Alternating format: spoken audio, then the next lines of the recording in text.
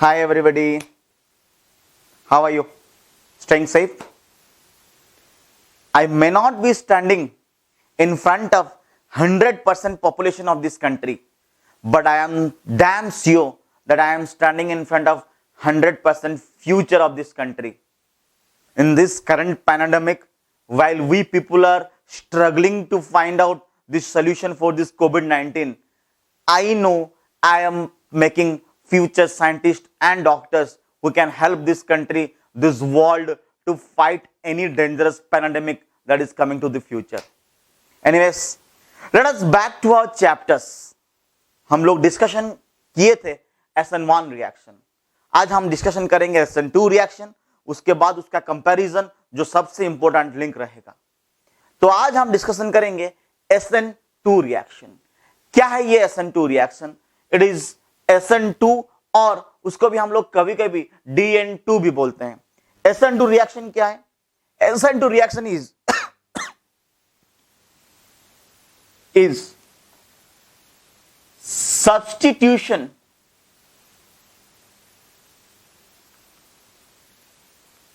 nucleophilic bimolecular reaction of second order. Bimolecular reaction of second order. और कभी कभी DN2 का मतलब क्या है? Displacement nucleophilic bimolecular, displacement nucleophilic of second order. DN1 होता तो डिस्प्लेसमेंट न्यूक्लियोफिलिक फर्स्ट ऑर्डर. ये SN2 रिएक्शन का फंडामेंटल क्या है देखते हैं.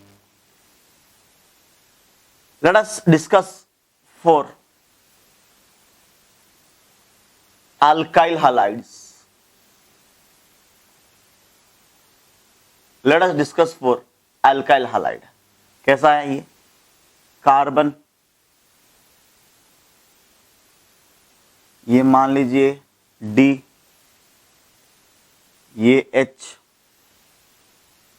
ये लिविंग ग्रुप हैलाइड, ये R. मान लीजिए हमने एक अल्काइल हैलाइड लिया है. क्लियर? इस केस में क्या होता है ना बेटा, हम लोग एक न्यूक्लियोफाइल लेते हैं जो काफी स्ट्रॉन्ग है. ये स्ट्रॉन्ग न्यूक्लियोफाइल इस अल्काइल हैलाइड को पीछे से ऐसे अटैक करता है, ऐसे अटैक करता है, और इस जगह को, इस कार्बन को, ये हैलाइड ग्रुप, ये जो लिविंग ग्रुप है यहां पर, ये छोड़ रहा है, यहां नेगेटिव, यहां पॉजिटिव, और इसको ये पोलराइज करने की कोशिश करता है. एक स्टेप में ये यहां अटैक करेगा, बैक अटैक, इसको ये बॉन्ड करेगा और इसको ये तोड़ के निकाल देगा. ये अटैक करेगा, ये छूटेगा, सब होगा एक स्टेप में. जबकि SN1 में हम लोग दो स्टेप्स में कर रहे थे. कार्बोकैटायन बन रहा था पहला स्टेप में, उसके दूसरे स्टेप में न्यूक्लियोफाइल अटैक कर रहा था. पर SN2 में क्या है, इतना स्ट्रॉन्ग न्यूक्लियोफाइल है कि ये मौका नहीं देता इस हैलाइड को यहां से निकालने के लिए, ये लिविंग ग्रुप को यहां से निकालने के लिए मौका नहीं देता. तब ये क्या होता है, ये और SN1 में क्या होता है, ज्यादा से ज्यादा क्राउडिंग रहता है, यहां पर कम क्राउडिंग रहता है. ठीक है? और ये न्यूक्लियोफाइल झड़प करके अटैक करता है एक स्टेप में. किसको? इस कार्बन को पीछे से अटैक करता है और ये हाइड्रोजन को और ये लिविंग ग्रुप को निकाल देता है. तो ये एक स्टेप में क्या बनता है, देखिए, nucleophile bonded to this carbon, ये ट्रांजिशन स्टेप, और ये लिविंग ग्रुप निकल रहा है, और ये R, और यहां पर H, और ये D. न्यूक्लियोफाइल के अटैक की वजह से उसमें कौन सा चार्ज डेवलप हुआ? पार्शियली नेगेटिव चार्ज डेवलप हुआ. आई बात समझ में? तो ये क्या था? ये था ट्रांजिशन स्टेट. बटा ये कौन सा हाइब्रिडेशन है? sp3 hybridisation. ये कौन सा हाइब्रिडेशन है? ये हुआ sp2 हाइब्रिडेशन. ठीक है? ये कैसा है? ये देखने में ट्रायंगुलर बाइपिरामिडल है. ठीक है? ये कौन सा हाइब्रिडेशन है? sp2 है. देखने में कैसा है? Triangular bipyramidal. ठीक है? इसमें ये जो कार्बन है ये पेंटावालेंट है।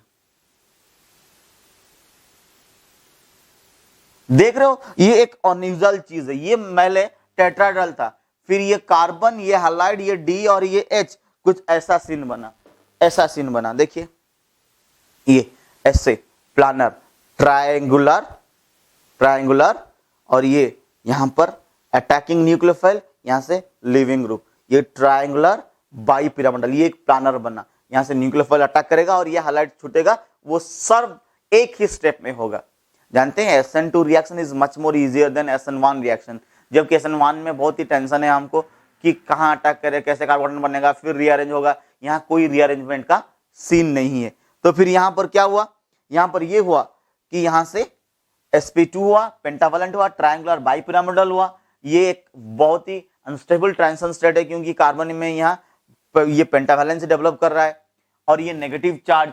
अब बताइए ट्रांजिशन स्टेट में नेगेटिव चार्ज है, तो अगर यहाँ पर हम कहीं भी इलेक्ट्रॉन विड्रॉइंग ग्रुप लगा देंगे तो ये स्टेबिलिटी इसका बढ़ जाएगा और उसका रिएक्टिविटी टुवर्ड्स SN2 बढ़ जाएगा। इसके बारे में हम लोग डिस्कशन करेंगे। तो क्या हुआ ट्रांजिशन स्टेट में, ट्रांजिशन स्टेट में हम लोग देखे कि न्यूक्लियोफाइल अटैक किया और ये ट्रांजिशन स्टेट बनाया। नेक्स्ट स्टेप में क्या हो जाएगा, नेक्स्ट स्टेप में ये न्यूक्लियोफाइल जुड़ेगा और ये X लिविंग ग्रुप निकल जाएगा। तो कैसा बना ये न्यूक्लियोफाइल CRDH।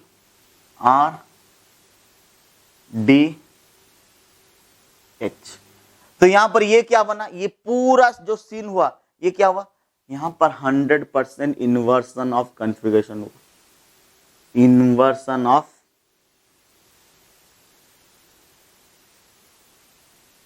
कॉन्फ़िगरेशन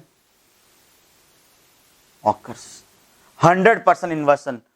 देखो बेटा यहां पर ये प्लस माइनस रेसमिक मिक्सचर का कोई फंडा नहीं है, ध्यान दीजिए। ये एक अलग कंपाउंड है, ये एक अलग कंपाउंड है। बहुत सारे बच्चे सोचते हैं कि इन्वर्सन हो गया तो रेसमिक बन जाएगा। बेटा ये इसका इन्वर्टेड कंपाउंड, मतलब हम लोग R और S के भाषा में बोल रहे हैं। ये प्लस ये माइनस ये वाला सब एक्सपेरिमेंटल वेरीफाइड फैक्ट है। हम लोग R और S जान सकते हैं बाई नोइंग दी वर्ड, जो फिशर प्रोजेक्शन से हम लोग R और S निकाल सकते हैं। तो ये अलग कंपाउंड, ये अलग कंपाउंड, ये प्लस हो सकता है, ये भी प्लस हो सकता है, ये माइनस हो सकता है, ये भी माइनस हो सकता है, ये प्लस ये माइनस हो सकता है, वो अलग चीज है, वो एक्सपेरिमेंटली वेरीफाइड फैक्ट है। पर SN2 में क्या होता है, एक ही स्टेप में ये न्यूक्लियोफाइल अटैक करता है, हैलोजन को निकालता है। इसलिए इस रिएक्शन को भी हम लोग कहते हैं कॉन्सर्टेड रिएक्शन, मतलब साइमल्टेनियस बॉन्ड ब्रेकिंग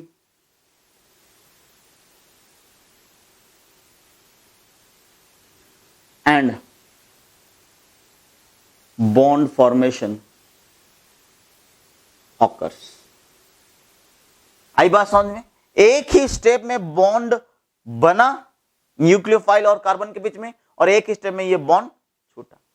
हुआ क्या इस प्रोसेस में, inversion of the configuration occur, 100% inversion हो गया, मतलब पूरा जितना कंपाउंड था इन्वर्सन हो गया। जबकि SN1 में क्या होता है, हम लोग जानते हैं कि रेसमिक मिक्सचर्स बनते हैं, इन्वर्सन डोमिनेंट रहते हैं, उसमें इन्वर्सन प्रोडक्ट्स भी बनते हैं और रिटेंशन प्रोडक्ट्स भी बनते हैं, हाँ या ना। तो यहां पर क्या हो गया, बाकायदा इन्वर्सन ऑफ कॉन्फ़िगरेशन हुआ।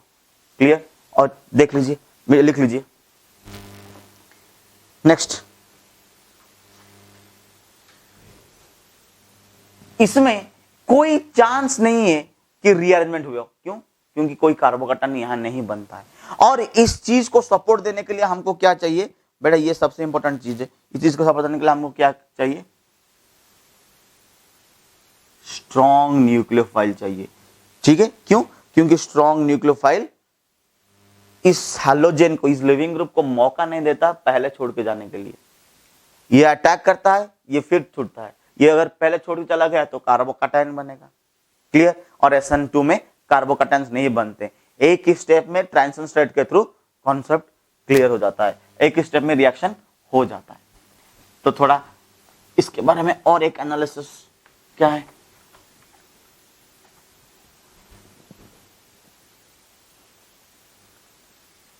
इसके बारे में एक की पॉइंट लिख लेते हैं।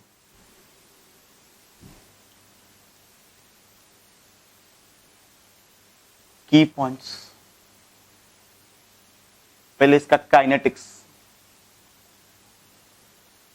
अब देखें कि एक ही स्टेप में हुआ। SN1 में क्या हो रहा था, 2 स्टेप में हो रहा था। पहला स्टेप RDS था, रेट डिटरमाइनिंग स्टेप था, स्लो स्टेप था। तो पहले स्टेप में rate was depending only on the concentration of the alkyl halide, but in this case the rate is proportional to the concentration of alkyl halide and also to the concentration of the nucleophile। हाँ या ना बोलो। फिर इसको हम लोग ऐसे लिख सकते हैं क्या, rate is equals to some constant के अल्काइल हैलाइड की कॉन्सेंट्रेशन इनटू न्यूक्लियोफाइल का कॉन्सेंट्रेशन। क्लियर, ये alkyl halide concentration nucleophile concentration हो गया। रेट को हम लोग के को हम लोग क्या कहेंगे, रेट कांस्टेंट। ये हो गया काइनेटिक्स। और देखिए इसका ऑर्डर क्या हुआ, ऑर्डर क्या है, रेट लॉ एक्सप्रेशन में ये इसको हम लोग क्या कहते हैं, रेट लॉ एक्सप्रेशन। ये क्या है, rate law expression. Rate law expression में मोलर कॉन्सेंट्रेशन के पावर के सम को हम लोग ऑर्डर कहते हैं। तो इसका पावर कितना है 1, इसका पावर कितना है 1, ऑर्डर कितना हो गया 2। इसका मोलिकुलरिटी कितना हो गया 2। Number of molecules reacting simultaneously in a rate determining step. इसका तो एक ही स्टेप है, तो कितने मॉलिक्यूल्स रिएक्ट किए 2। एक मॉलिक्यूल अल्काइल हैलाइड के, दूसरे क्या है न्यूक्लियोफाइल के। ठीक है, तो ये क्या हो गया ऑर्डर 2 और मोलिकुलरिटी 2। और क्या जानेंगे इसके बारे में, इसके बारे में जानेंगे stereochemistry. What will be it's stereochemistry. इसका स्टीरियो क्या होता है, total inversion of configuration occur, isn't it. Here total inversion of configuration occurs, पूरा inversion of configuration occurs। Clear. और एक इसका पोटेंशियल एनर्जी डायग्राम करते हैं। क्या है इसका पोटेंशियल डायग्राम, मिटाएं इसको। पोटेंशियल एनर्जी डायग्राम देख लीजिए, इसका पोटेंशियल एनर्जी डायग्राम कैसा है। अगर हम लोग पोटेंशियल एनर्जी,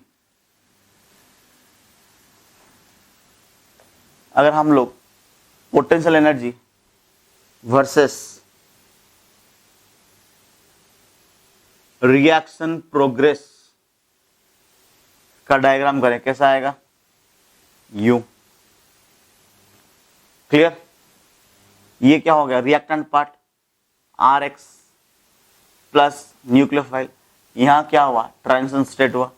ये क्या हो गया R न्यूक्लियोफाइल प्लस X। याद रखो SN2 reactions is much more easier than SN1 reaction, पर activation energy of SN2 is little more than that of SN1। ऐसे कहा जाता है, सारे लिटरेचर में ऐसे लिखते नहीं है। Activation energy of SN1 is slightly greater than activation energy of activation energy of SN2 is slightly greater than activation energy of SN1। Slightly, सारे लिटरेचर में होते नहीं है, फिर भी आप चाहे तो हम लोग इसका एनालिसिस कर सकते हैं। देखिए ये एक्टिवेशन एनर्जी है, ये थोड़ा ज्यादा रहता है SN2 में। क्लियर, SN1 से ज्यादा रहता है।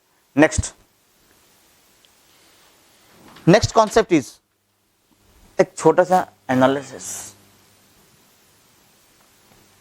देख लीजिए आप लोग। क्या है ये एनालिसिस, मान लीजिए हम लोग ऐसे किए RX plus nucleophile proceeds through SN1, R nucleophile X minus, ये SN1 के थ्रू प्रोसेस हुआ, डन। मान लीजिए तो इसका रेट क्या हो जाएगा SN1 में, rate is proportional to alkyl halide की concentration to the power 1, but it does not depends upon the concentration of the nucleophile. मतलब ये क्या हो जाएगा 0। ध्यान दीजिए रिएक्शन के ऊपर, ठीक है। और मान लीजिए हमने इस रिएक्शन के रेट को हमने R लिया, कितना लिया R। तो कॉन्सेंट्रेशन चेंज करने से कैसे कैसे रेट अफेक्ट करता है, हम उसका एक बाकायदा एनालिसिस लेंगे। कॉन्सेंट्रेशन चेंज करने से कैसे रेट चेंज होता है, हम उसका बाकायदा एक एनालिसिस लेंगे। फॉर एग्जाम्पल अल्काइल हैलाइड का कॉन्सेंट्रेशन, न्यूक्लियोफाइल का कॉन्सेंट्रेशन, रेट का कॉन्सेंट्रेशन। क्लियर? देख लीजिए इसको कैसे एनालिसिस करेंगे। ये क्या दिया गया? अल्काइल हैलाइड का कॉन्सेंट्रेशन, न्यूक्लियोफाइल का कॉन्सेंट्रेशन और रेट का concentration. Experiment number 1, alkyl halide का कॉन्सेंट्रेशन 1, न्यूक्लियोफाइल कॉन्सेंट्रेशन 1, मान लीजिए रेट क्या हो गया? R। ये रेफरेंस पॉइंट है। सेकेंड केस में अगर अल्काइल हैलाइड ट्वाइस हुआ, न्यूक्लियोफाइल 1 हुआ, तो रेट क्या हो जाएगा? 2R। क्यों? ये ट्वाइस हुआ ना, 2 to the power 1, 2R। Done. Third case, ये कांस्टेंट, ये ट्वाइस, फिर भी R। Confused? Why? Because the change in concentration of nucleophile will not affect the rate, because it is not affected by the change in concentration of nucleophile is not affecting the rate because nucleophile is added in a fast step in case of SN1. Fourth case, ये twice, ये भी twice, rate कितना हो जाएगा? वही 2R। क्यों? ये 2 to the power 1 होगा, ये तो unaffected रहेगा। क्लियर? फिफ्थ केस, मान लीजिए ये हो गया 1/2 टाइम्स, ये वही कांस्टेंट रहा, तो रेट क्या हो जाएगा? 1/2 और 1, तो ये क्या हो जाएगा? R/2। क्लियर? इजी। नेक्स्ट को SN2 देख लीजिए। फॉर SN2 के लिए क्या होगा? मान लीजिए RX plus nucleophile, the reaction proceeds through second SN2, मतलब सबसे न्यूक्लियोफिलिक सेकेंड ऑर्डर वाला। ये क्या हो जाएगा? R nucleophile plus X minus.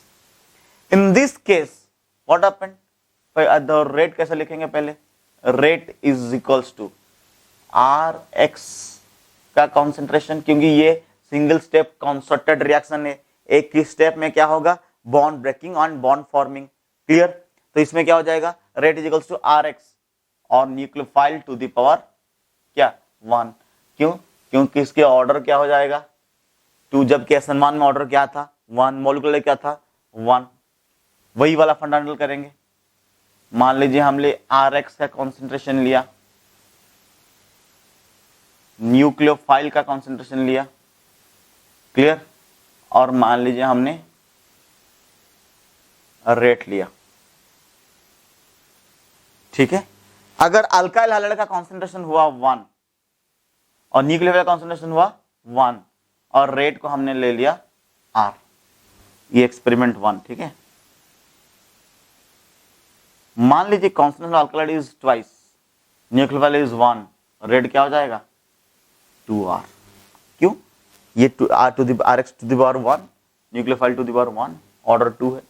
हाँ या ना? थर्ड केस, अल्काइल वही कांस्टेंट 1, न्यूक्लियोफाइल ट्वाइस, ये फिर क्या हो जाएगा? 2R। आपको ये दिख रहा है ना बेटा? क्लियर?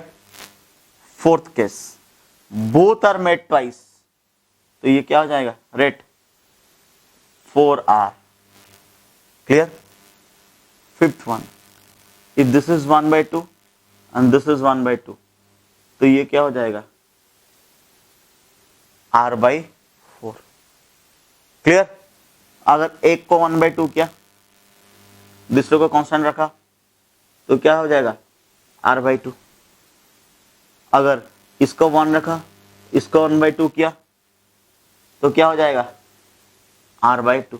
चलिए मुझे बता दीजिए, अगर अल्काइल हैलाइड के कॉन्सेंट्रेशन को मैंने ट्वाइस किया और न्यूक्लियोफाइल के कॉन्सेंट्रेशन को मैंने 1/2 किया, तो रेट क्या हो जाएगा? ये ट्वाइस हुआ 2 to the power 1, ये हाफ हुआ 1 to the power 1, 2 into 1/2 कितना हो जाएगा? वही R का R रहेगा। हो गया? ऐसे क्वेश्चंस आते हैं एग्जाम्स में, कर सकते। We discussed that SN2 reactions are the reactions where inversion of configuration occurs. In order to prove that inversion, a very famous scientist named Walden did an experiment and उनके लिए उसके लिए भी उनको बकायदा नोबेल प्राइज भी मिला था, शायद मेरे को याद नहीं, पर वो बहुत ही ज्यादा अच्छा एक्सपेरिमेंट किए थे to prove that in SN two reaction total inversion of configuration occur. क्या किए थे उन्होंने? पोलरिमीटर, याद है आपको पोलरिमीटर, जिसमें हम लोग नापते हैं कि कौन कितना ज्यादा एक्टिव है, ऑप्टिकली एक्टिव है, कितना प्लेन पोलराइज्ड लाइट को कितना मोड़ता है, क्लॉकवाइज या एंटी क्लॉकवाइज। पोलरिमीटर को कुछ डिफेक्ट्स को, कुछ लिमिटेशंस को उन्होंने पॉजिटिवली यूटिलाइज किया। क्या था वो लिमिटेशंस? पोलरिमीटर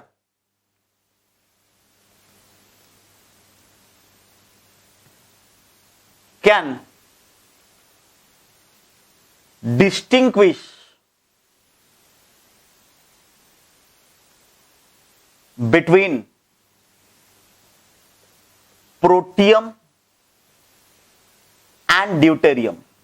ये प्रोटियम और ड्यूटेरियम को डिस्टिंग्विश कर सकता है, पर polarimeter cannot distinguish, but it cannot distinguish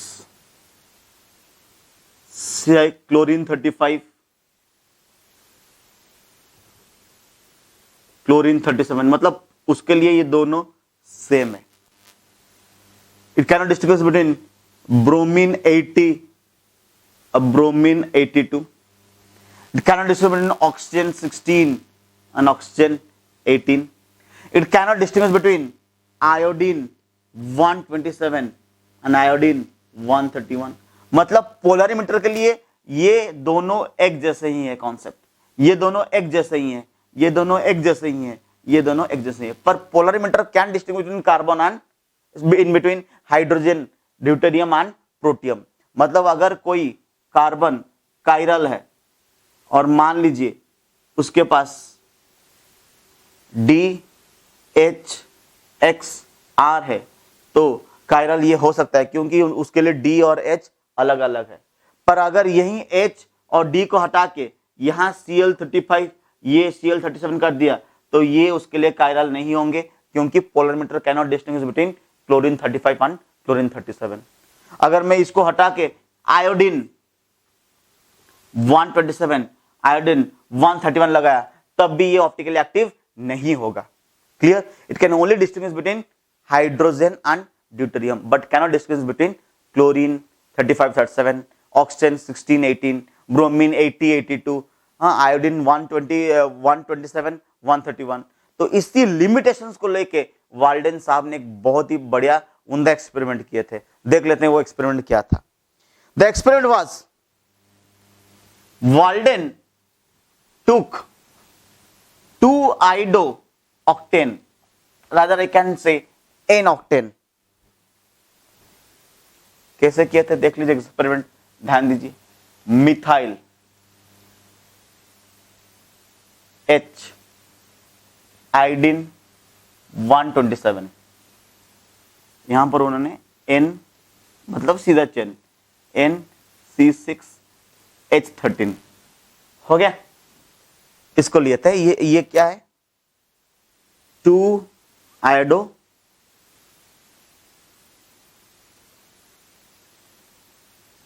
octane। Clear? उन्होंने जब यहां पर NaI इन एसीटोन, थोड़ा हम आपको हेल्प कर लेते हैं एक चीज में। NaI क्यों? क्योंकि I- सबसे एक स्ट्रॉन्ग न्यूक्लियोफाइल है, ठीक है। और acetone is polar aprotic solvent, it supports SN2। इसके बारे में हम लोग डिस्कशन भी करेंगे। जब अटैक किए और ये जो आयोडीन लिए थे उन्होंने 131 वाले आयोडीन लिए थे, तब क्या हुआ? ये आयोडीन I- बन के यहां पीछे से अटैक किया और ये 127 वाला I-1 वाला आयोडीन को निकाल दिए। तब क्या बना? तो सीन कुछ ऐसा बना। I-131 H methyl NC6H13। Clear? और इसके साथ क्या हो गया?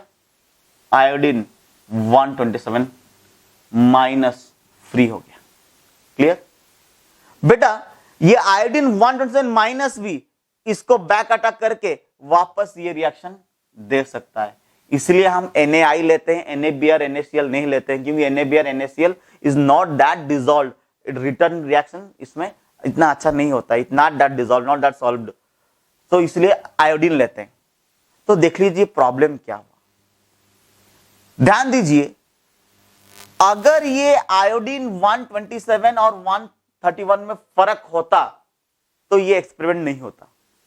Polar emitter can not distinguish between iodine 127 and iodine 131। तो क्या हो गया, तो उस हिसाब से पोलरिमीटर के लिए ये और ये दोनों एक दूसरे के मिरर इमेजेस है। इसका मतलब पहले ये था, ये नहीं था, रिएक्शन हुआ, धीरे धीरे ये बनने लगा, तो ये रिवर्सिबल रिएक्शन है। और एक टाइम आएगा जब ये जितना यहां पर इसमें कन्वर्ट होगा उतना ही ये यहां पर कन्वर्ट होगा, is the point of equilibrium. Clear? तो ध्यान दीजिए, 8 इक्विलिब्रियम,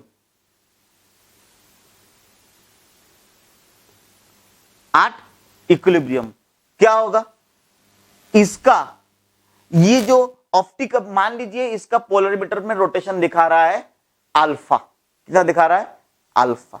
ध्यान दीजिए, मान लीजिए इसका पोलरिमीटर में रोटेशन कितना दिखा रहा है अल्फा। अल्फा कितना है, x डिग्री है, ठीक है। पहले इसका अल्फा कितना है, x डिग्री, तो इसका कितना हो जाएगा, इसका अल्फा कितना हो जाएगा, degree of rotation, specific rotation कितना हो जाएगा -x डिग्री। तो इक्विलिब्रियम में क्या हो जाएगा, टोटल अल्फा 0 आएगा। ध्यान दीजिए, ये 0 तब होगा जब इसका अमाउंट और इसका अमाउंट उल्टा रहेगा, सेम रहेगा, मैग्नीट्यूड सेम, ऑपोजिट रोटेशंस। ये प्रूफ किया कि 100% इन्वर्सन हो रहा है। क्यों? अगर 100% इन्वर्सन नहीं होता तो ये -x नहीं होता, कुछ x से थोड़ा कम या ज्यादा कुछ ऐसा कुछ होता। 100% इन्वर्सन, तो इक्विलिब्रियम में क्या हुआ, ये जितना है ये भी उतना ही है, तो क्या हो जाएगा, ये दोनों मिलके नेट रोटेशन 0, ऑप्टिकली इनएक्टिव हो जाते हैं। अगर ये और ये इक्विलिब्रियम में सेम अमाउंट में है, ये दे रहा है क्लॉकवाइज x डिग्री, ये दे रहा है एंटी क्लॉकवाइज x डिग्री, तो कुल मिला के दोनों का net behaviour towards plane polarised light will be 0। So absolutely क्या हो जाएगा, ये क्या हो जाएगा, अल्फा यहां क्या दिखाएगा, अल्फा इज इक्वल्स टू ये क्या हो जाएगा 0। यहां पर अल्फा कितना हो गया 0। So in at alpha at equilibrium alpha 0 proves that 100% inversion occurs. It proves that 100% inversion occurs. क्या ये बात मैं समझा पाया? और एक बार रिपीट बोल दूं बेटा, पोलर मीटर का लिमिटेशंस ये है कि it can not distinguish between iodine 127 and iodine 131। तब ये आयोडीन 127 के ऊपर आयोडीन 131 का अटैक, बैक अटैक हुआ, SN2 की जगह, SN2 में क्या होगा, इन्वर्सन इन कॉन्फ़िगरेशन होगा। ये आयोडीन 127 यहां से निकल गया, ये आयोडीन 127 वापस इसको भी अटैक कर सकता है, वापस ये बन सकता है। तो रिएक्शन जब स्टार्ट हुआ, ये था कुछ अमाउंट में, ये था 0, धीरे धीरे ये बनने लगा, ये वापस ये इसको देने लगा। तो एक टाइम आएगा जब इन दोनों को हम लोग क्या देखेंगे, इक्विलिब्रियम प्राप्त होगा। इक्विलिब्रियम में मान लीजिए इसका डिग्री ऑफ रोटेशन, ये इसका अल्फा डिग्री है, इसका अल्फा, तो क्या हो जाएगा, इसका जस्ट ये ऑपोजिट मिरर इमेज है, क्योंकि polarimeter can not distinguish between iodine 127 and iodine 131। इसके उस पोलरिमीटर के लिए दोनों एक ही है। क्लियर? तो फिर यहां पर क्या हो जाएगा, तो ये एक अल्फा हो गया x डिग्री, ये अल्फा हो गया -x डिग्री, तो नेट कुल मिला के अल्फा कितना हो गया 0। दैट मींस ये ऑप्टिकली इनएक्टिव हो गया, पूरा सिस्टम ऑप्टिकली इनएक्टिव हो गया। पहले एक्टिव था, ये अगर ये सिर्फ ये होता तो भी एक्टिव था, पर इक्विलिब्रियम में ये दोनों ऑप्टिकली इनएक्टिव है, क्योंकि दोनों को इंटरनल एक्सटर्नल कंपेंसेशन की वजह से दोनों को कैंसल आउट कर दिया, ऑप्टिकली इनएक्टिव हो गया, अल्फा कितना हो गया 0। It proves that 100% inversion occurs. Clear? एक छोटा सा चीज मुझे बताइए, यहां पर ये जो चीज हम आपको पूछने जाते हैं, ये बकायदा एक जेई में आया हुआ एक सवाल डिस्कशन करते हैं। मान लीजिए if rate of reaction is R1 and rate of racemization is R2। Clear? ये R1 और R2 के बीच में रिलेशनशिप क्या है, ध्यान दीजिए। ये R1 और R2 के बीच में रिलेशनशिप क्या है, कैसे लिख सकता हूं? R2 is equals to twice of R1। क्यों? देख लीजिए, R2 मतलब क्या? Rate of respiration. Rate of respiration 100% होगा तब रेट क्या होगा? R1 क्या हो जाएगा? जब आधा यहां तक पहुंच जाएगा। ये जब इसका ट्वाइस होगा तब जाके R2 is equals to 2R1 होगा। और मान लीजिए if the rate of attainment of radioactivity R3 है, rate of attainment of radioactivity R3 है, तो R1 और R3 का रिलेशनशिप क्या है? देखिए, R1 और रेडियोएक्टिविटी प्राप्त होना सेम ही है, so R1 is equals to R3 ही होगा। क्लियर?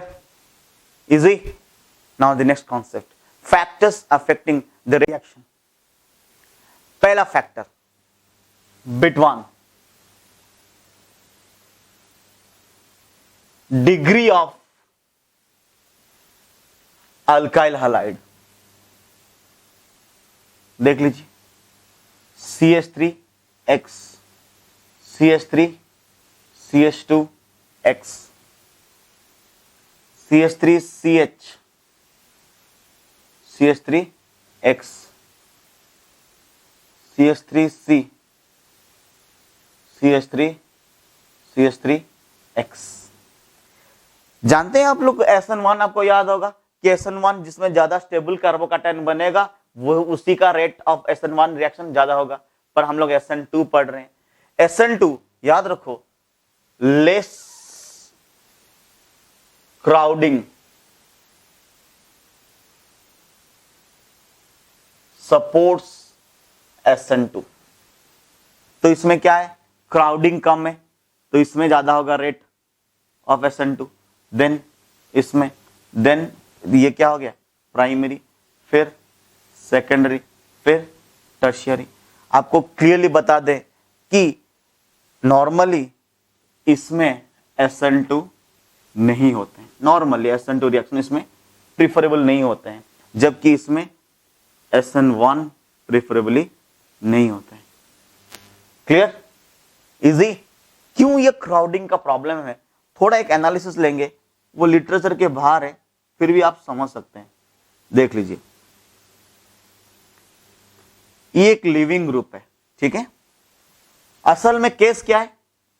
ये लिविंग ग्रुप छूट रहा है, ये पार्शियली नेगेटिव, ये पार्शियली पॉजिटिव। आप एक चीज देखिए, इन दोनों के बीच में ये डिफरेंस जितना ज्यादा आएगा, न्यूक्लियोफिलिक अटैक जो पोलराइजेशन करने का टेंडेंसी ज्यादा रहेगा, तो हमको इसके ऊपर प्लस चार्ज ज्यादा डेवलप होना मांगता है। तो इसलिए क्या होना चाहिए? अगर मोर अल्काइल ग्रुप लगा तो ये क्या करेंगे? प्लस आई इफेक्ट की वजह से इलेक्ट्रॉन डोनेट करके इस प्लस चार्ज के मैग्नेटिक को घटा देंगे, तो अटैक थोड़ा स्लो हो जाएगा।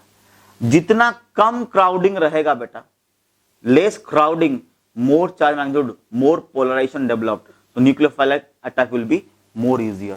So less crowding supports SN2 reaction, less crowding supports SN2 reaction, जबकि more crowding supports SN1 reaction.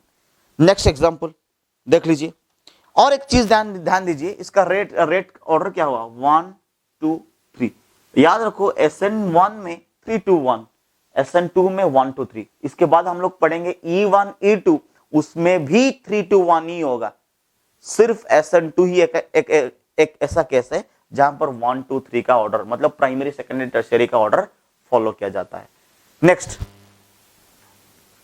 Second, यही क्राउडिंग के कॉन्सेप्ट से, if beta branching is more it supports SN1. Do you remember? If beta branching is more it supports SN1, but in this case if beta branching increases SN2 decreases. Beta branching increases, SN2 decreases. Clear?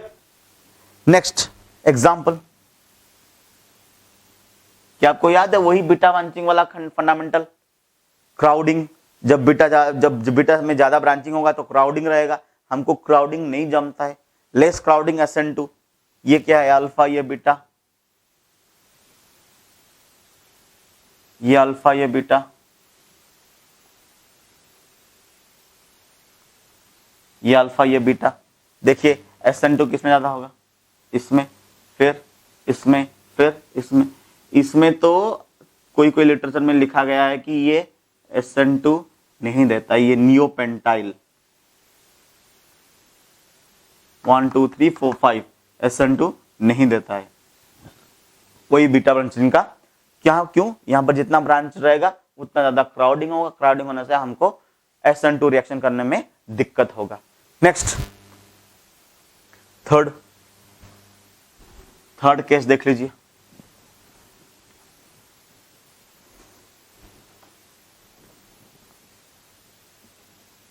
मान लीजिए हमारे पास अच्छा leaving group है, पर problem ये है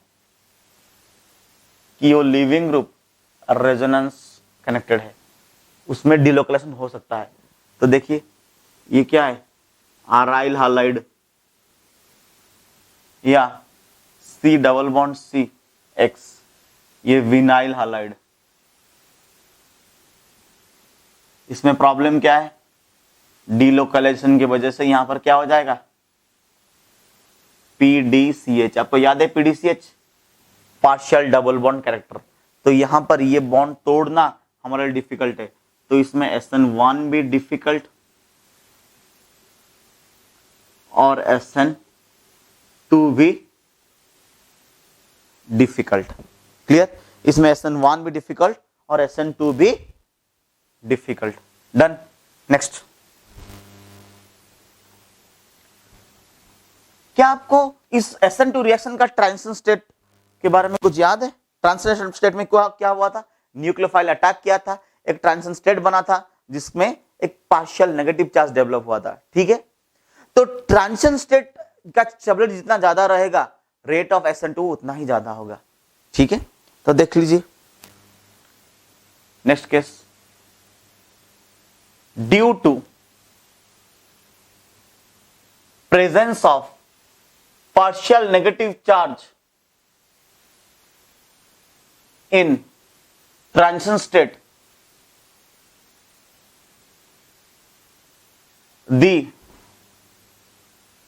rate of SN2 can be enhanced if electron withdrawing group is attached to this system. हम लोग देखें क्या कि ट्रांजिशन स्टेट में क्या हो रहा है कि ट्रांजिशन स्टेट में एक पार्शियल नेगेटिव चार्ज है. वो पार्शियल नेगेटिव चार्ज के प्रेजेंस की वजह से, मतलब अगर पार्शियल नेगेटिव चार्ज है, अगर हमने इलेक्ट्रॉन विथड्रॉइंग ग्रुप लगाया तो वो नेगेटिव चार्ज का मैग्नीट्यूड डिक्रीज होगा, ट्रांजिशन स्टेट का स्टेबिलिटी बढ़ेगा और ये रेट भी उसका ज्यादा ही होगा. फॉर एग्जाम्पल देख लीजिए, C double bond OH CH2 X CH3 CH2 X. अब बता दीजिए इन दोनों के केस में रेट किसका ज्यादा रहेगा? देखिए इस केस में क्या है, ये इलेक्ट्रॉन विथड्रॉइंग ग्रुप है, so the presence of electron withdrawing group will enhance the rate, so the rate of this will be greater than that of CH3 CH2 X. Let us go for the next factor. What is that? और एक next factor जाने से पहले एक दो example कर लेते हैं ताकि आपको मजा आएगा और कनेक्टिविटी रहेगा। आपको सिर्फ बताना है कि किसमें रेट ऑफ SN2 ज्यादा होगा। आपको सिर्फ बताना है रेट ऑफ SN2 ऑर्डर, यही बताना है। एग्जाम्पल 1,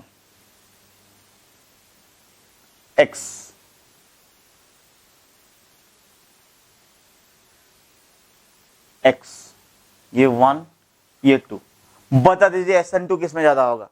ये क्या है? प्राइमरी है। ये क्या है? सेकेंडरी है। तो हम लोग क्या जानते हैं? Less crowding, so rate will be more in 1 than in 2। Second question क्या है? मान लीजिए हमको ऐसा मिला,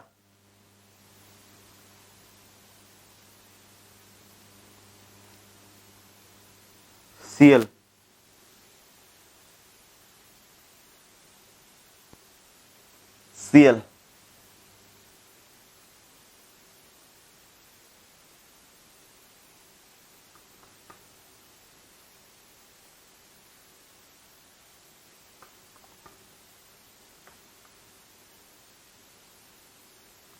अब बता दीजिए रेट किसमें ज्यादा होगा?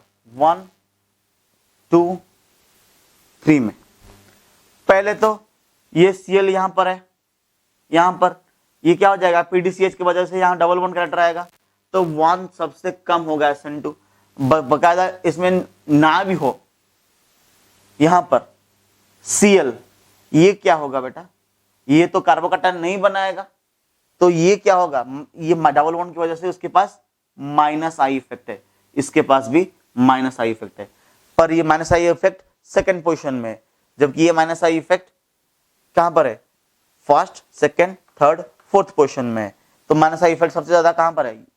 2 पर। सो 2 ग्रेटर देन 3 ग्रेटर देन 1। क्या ये बात समझ में आया? -I effect because it is more electronegative than the CH3 group. ये इलेक्ट्रॉन विड्रॉ करेगा, क्लियर? इलेक्ट्रॉन विड्रॉ करेगा, जबकि ये भी इलेक्ट्रॉन विड्रॉ करेगा, क्लियर?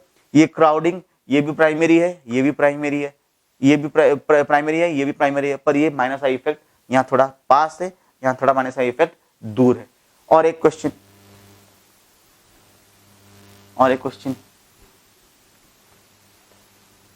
देख लीजिए।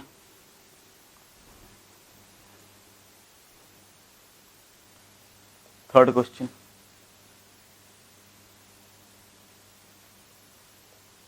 Cl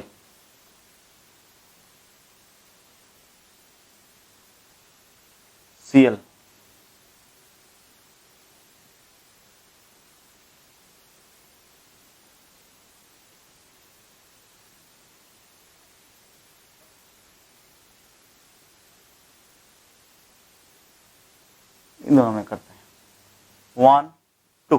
बता दीजिए रेट किसमें ज्यादा होगा? ये प्रॉब्लम, कौन सा प्रॉब्लम? यहां पर ये डिलोकलाइज होगा, यहां तोड़ने में डिफिकल्टी होगा, यहां तोड़ने में आसानी होगा, तो कहां हो जाएगा?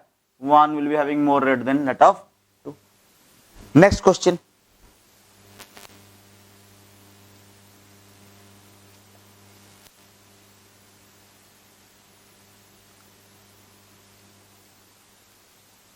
Cl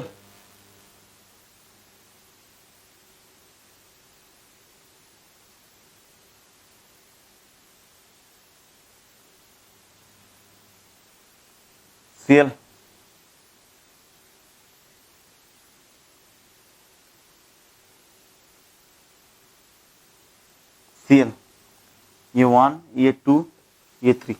बता दीजिए ये कहां पर है? ये कार्बन पर है। ये कार्बन कैसा है? ये कार्बन कैसा, कितना प्राइमरी, सेकेंडरी या टर्शियरी है? ये कार्बन सेकेंडरी, ये कार्बन 1, 2, 3 टर्शियरी, ये कार्बन प्राइमरी। तो सबसे ज्यादा रेट कितना होगा? कहां पर होगा? 3, फिर 1, फिर 2। क्यों? क्योंकि 2 वाला कार्बन क्या है? 1, 2, 3 tertiary.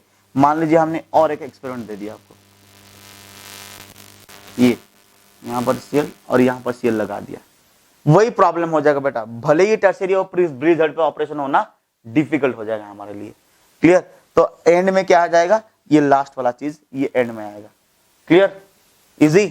Next, let's go for the next question.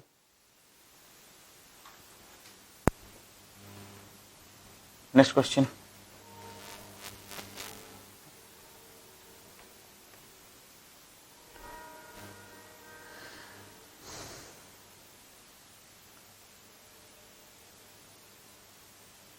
Cl double bond,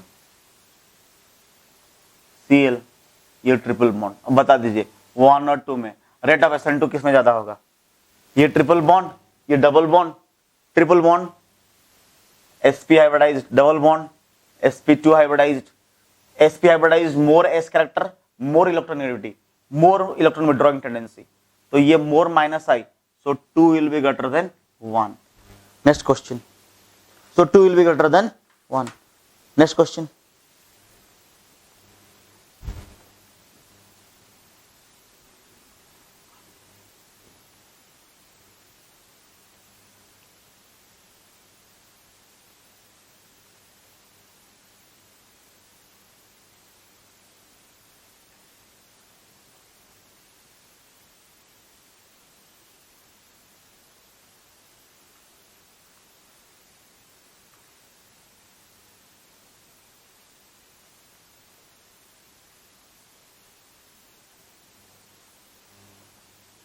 one two three, बता दीजिए रेट सबसे ज्यादा कहां पर होगा। देखिए ये भी प्राइमरी, ये भी प्राइमरी, सॉरी ये जो कार्बन लगा है ये एक कार्बन पे लगा है, ये जो कार्बन लगा है ये एक ही कार्बन लगा है, ये भी प्राइमरी, ये भी प्राइमरी, पर इसमें ये जो कार्बन है 2 कार्बन से लगी है सेकेंडरी, इसका मतलब 3 लास्ट में आएगा। पर प्रॉब्लम है 1 और 2 के बीच में, electron withdrawing group supports the stability of the transition state, so 1 उसके बाद 2 उसके बाद 3, done. More crowding will not support SN1, it will not support SN2, it will support SN1, done। next concept,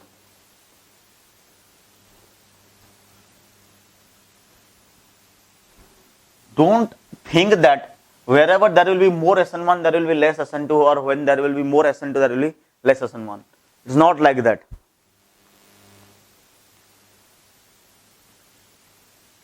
next factor, nature of nucleophile. बेटा हमको यहां पर कैसा nucleophile चाहिए, हमको SN1 में वीक न्यूक्लियोफाइल जरूरी था, पर यहां पर हमें स्ट्रॉन्ग न्यूक्लियोफाइल चाहिए जो एक झटके में न्यूक्लियो आएगा, लिविंग ग्रुप को उखाड़ के फेंक देगा और वो ज्वाइन करेगा, जबकि SN1 में हमको वीक न्यूक्लियोफाइल चाहिए ताकि उसको टाइम मिले कार्बोकैटायन बनाने के लिए। कैसा है देख लीजिए, देख लीजिए ये कॉन्सेप्ट कैसा है। इसमें क्या हो रहा है, इसमें क्या हो रहा है, RX प्लस न्यूक्लियोफाइल, अगर ये न्यूक्लियोफाइल वीक है तो पहले ये X निकलेगा, ये R प्लस बनेगा, यहां से X माइनस निकल गया, R प्लस बना, ये RD स्टेप है। नेक्स्ट स्टेप में ये न्यूक्लियोफाइल आएगा, अटैक करेगा SN1 फैशन में, ये क्या बनेगा, R न्यूक्लियोफाइल। अगर केस ऐसा हुआ RX और ये न्यूक्लियोफाइल काफी स्ट्रॉन्ग है, तो ये न्यूक्लियोफाइल यहां से पीछे से अटैक करेगा, ट्रांजिशन स्टेट बनेगा, न्यूक्लियोफाइल ये R और ये बॉन्ड छूट रहा है, क्लियर। ट्रांजिशन स्टेट में पार्शियल नेगेटिव होगा, फिर nucleophile R plus X minus ये बनेगा, ये कौन सा होगा, SN2। तो strong nucleophile supports what, SN2। Strong nucleophile कौन है, nucleophiles, all the negatively charge nucleophiles are usually strong nucleophiles, ठीक है। और इसको छोड़ के भी हम लोग स्ट्रॉन्ग न्यूक्लियोफाइल के कैटेगरी में अमोनिया और अमाइन भी ले सकते हैं। Negatively charged nucleophiles are strong nucleophiles, हम इसके बारे में पहले बात कर चुके हैं, ठीक है। इंक्लूडिंग अमोनिया को भी हम लोग कंसिडर कर सकते हैं, अमाइंस को भी हम लोग कंसिडर कर सकते हैं। जैसे कि आप लोग देखें कि मिथानॉल वीक न्यूक्लियोफाइल, पर अगर CH3O- Na+ मिल गया, ये एक strong nucleophile. Done, clear. The next factor, nature of solvent. देखो बेटा, डिग्री, उसके बाद nucleophile, this decides whether A reaction will follow SN1 mechanism or SN2 mechanism. Solvent is just a supporting factor to explain about whether the reaction is suitable for SN1 or SN2, but solvent is not a deciding factor. ध्यान देना, deciding factor क्या है? Degree. Deciding factor क्या है? Nucleophile हो सकते हैं कि एक रिएक्शन SN1 मैकेनिज्म में जाएगा कि SN2 में जाएगा कि E1 में जाएगा कि E2 में जाएगा। Solvent just a supporting concept. जैसे कि SN1 में हम लोग जानते हैं कि polar protic solvent supports SN1, पर SN2 में polar aprotic solvent supports SN2। देख लीजिए एग्जांपल क्या है। Next factor is nature of solvent. Polar aprotic solvent favours कह सकते हैं, ये सपोर्ट कह सकते हैं, फेवर्स SN2 रिएक्शन। कैसे? देख लीजिए। फॉर एग्जाम्पल हमको CH3Cl मिला, ठीक है, हम इसको रिएक्ट करवाएंगे K+ Cn- से। अब बताइए Cn- जो है वो क्या है?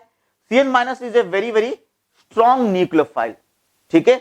अगर मैंने यहां पर पोलर एप्रोटिक सॉल्वेंट लिया और उसका रेट मान लीजिए rate in polar aprotic solvent, और उसी के Cn को पोलर प्रोटिक सॉल्वेंट ले लीजिए, उसका रेट होगा इन पोलर प्रोटिक सॉल्वेंट, और उसी रिएक्शन को मैंने किया नॉन पोलर में, रेट हो जाएगा नॉन पोलर में, ठीक है।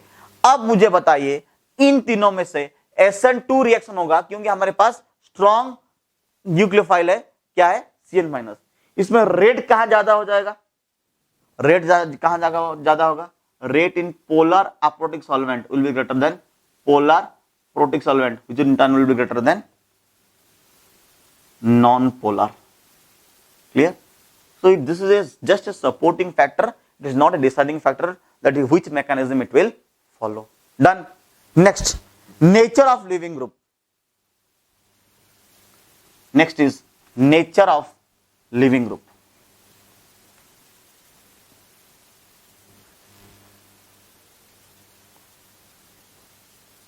Fourth factor,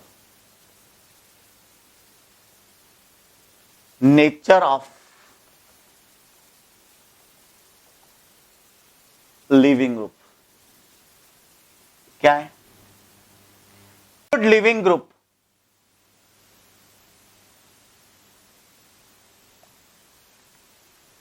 supports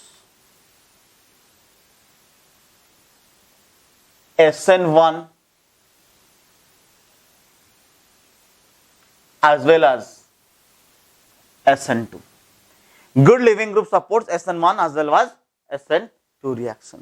For example देख लीजिए, RI, R Br, RCl, RF। बताइए सबसे अच्छा लिविंग ग्रुप कौन होगा? Weaker bases are good leaving group, ये बात हम लोग पहले डिस्कशन कर चुके हैं। तो यहां पर सबसे वीकर बेस कौन आएगा? I-, then Br-, then Cl-, then F-। So good living group. So this follows the rate of SN2. Rate of SN2. Easy. Next. Now it's time to do some examples. एक example करेंगे, फिर जाएंगे reactions of SN2 में। Example, सब SN2 का reaction का example है। यहां पर Cl है, ठीक है। If I react this with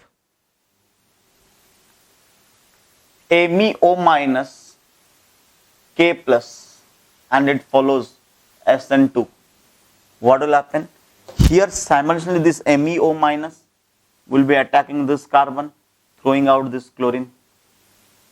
Say yes or no? So what will be formed here? To this carbon, who will be bonded? OMe. Clear? And if I keep here H and here D, then this will be a chiral one. There will be an inversion of configuration. Let's go for the next question. Next question. If I have a Cl here, if I make this react with SH minus K plus in polar protic medium, यहां पर polar aprotic medium कैसे? Acetone से, तो ये क्या हो जाएगा? ये SH हो गया। क्लियर? Next question.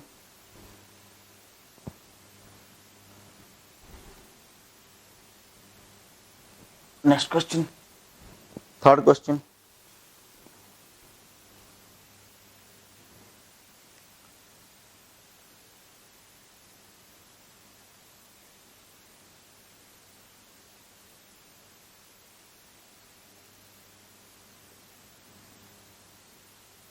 ठीक है, if I treat this with SH minus K plus in acetone, बताइए क्या हो जाएगा?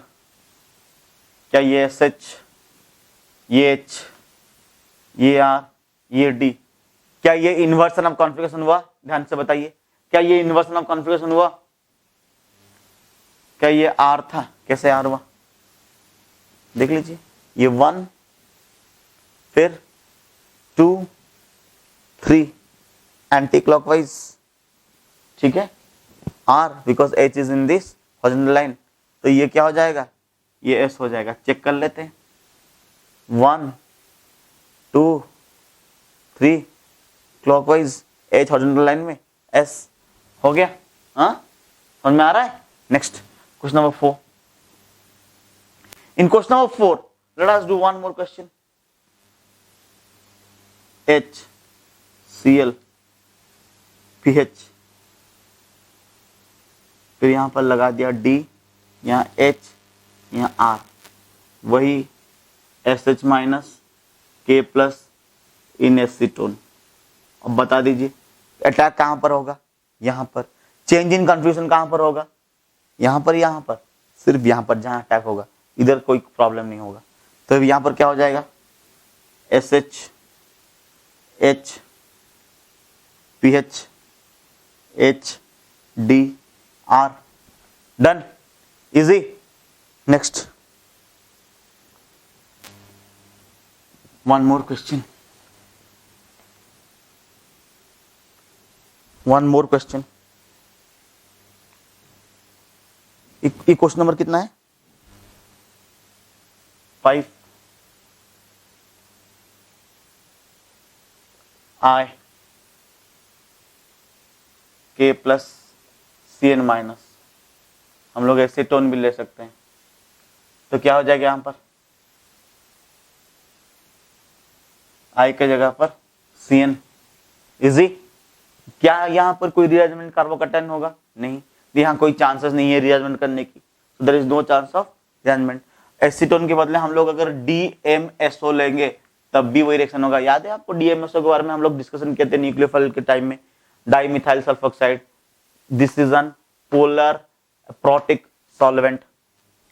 नेक्स्ट क्वेश्चन नंबर 6, इसमें अगर I है, क्या इसमें I प्लस अगर यहां होता SN1 होता तो रिअरेंजमेंट होगा, तो इसमें तो कोई रिअरेंजमेंट नहीं होगा, तो क्या हो जाएगा इस रिएक्शन में? प्रोडक्ट क्या बनेगा? CN। Next question,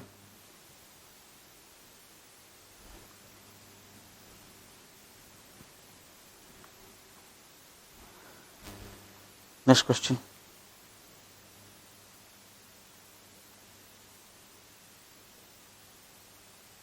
Cl K plus Cn minus इन DMSO, कोई कार्बोकैटायन नहीं, कोई रीअरेंजमेंट नहीं, ठीक है। क्या SN2 का थोड़ा एग्जांपल समझ में आया? जब SN1 SN2 खत्म हो जाएगा, जब इसके कंपेयर करके हम लोग एग्जांपल करेंगे, तब दिमाग का घंटी बजेगा। Done. Next reactions, halogen exchange reactions.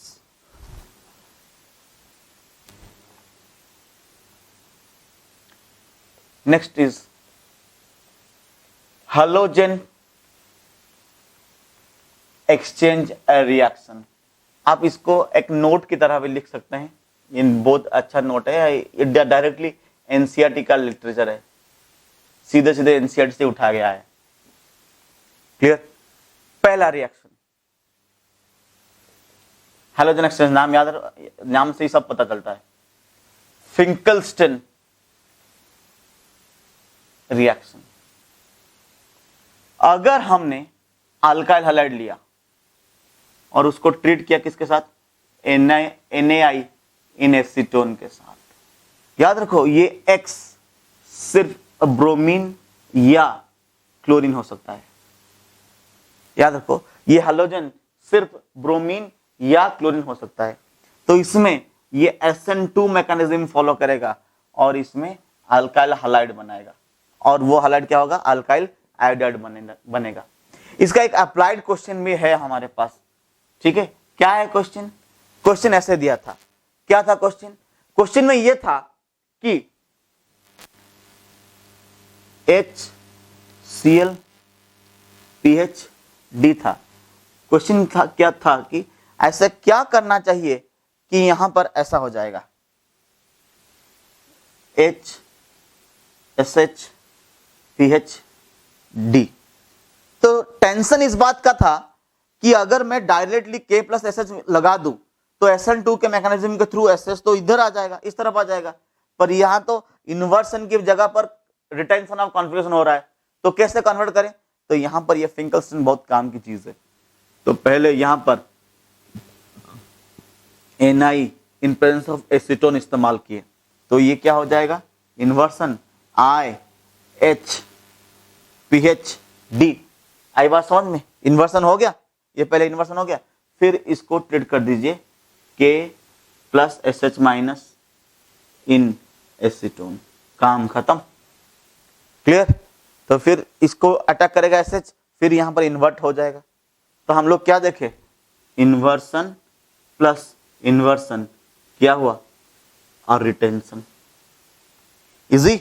Inversion plus inversion क्या हो गया? रिटेंशन। डन। यहां पर और एक कॉन्सेप्ट में पैरेलल डिस्कस करना चाहता हूं, क्या है वो रिएक्शन है Swarts reaction. Sir sword reaction जितना हम लोगों को याद है SN1 है, आप क्यों डिस्कशन कर रहे हैं? मैं बेटा बोला है कि ये हैलोजन एक्सचेंज रिएक्शन है, एनसीईआरटी का नोट है, तो थोड़ा देख लीजिए। Swarts reaction, SWARTS, Swarts reaction, ये SN1 मैकेनिज्म फॉलो करेगा, जबकि फिंकलस्टेन SN2 फॉलो करेगा। स्वार्ट रिएक्शन इतना इंपॉर्टेंट क्यों है?